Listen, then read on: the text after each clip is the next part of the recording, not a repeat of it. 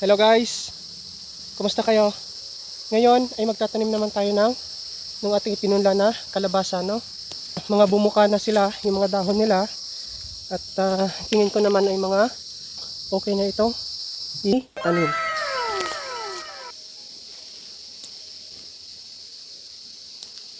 So ito yung mga seedlings natin. At tip lang ha, bago natin siya i-transplant, ay diligan muna natin siya para basa yung lupa.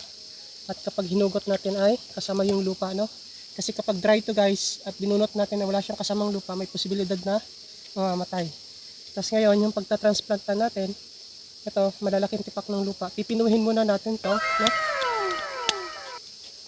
Ayan, kapag ganyan pino na siya, pwede na natin siyang i-transplant. Tapos hugot lang, dahan-dahan na paghugot para kasama yung lupa. Ayan o, ang gaganda ng ugat. Tapos transplant lang natin. Lubog lang natin, basta yung puno niya ay mailubog natin at hindi nakalabas yung ugat.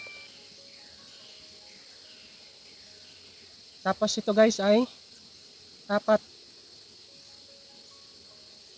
seedlings per spot yung itatanim natin ngayon.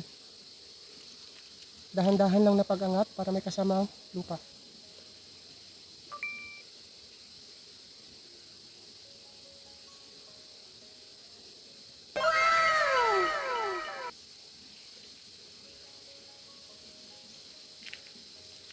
Ang ganda ng ugat, oh.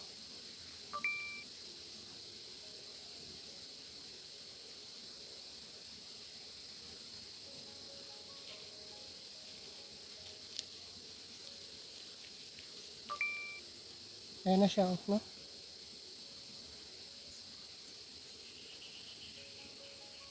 Matatangkad siya guys, pero pag ito ay nainitan ng araw, pag nasikatan ng direct sunlight, ano na yan, titibay na yung katawan niya, no? So, papandak na lang yan siya, tapos lalaki na lang yung ugat niya. So, yan. At here they are. No? So, yan. 4.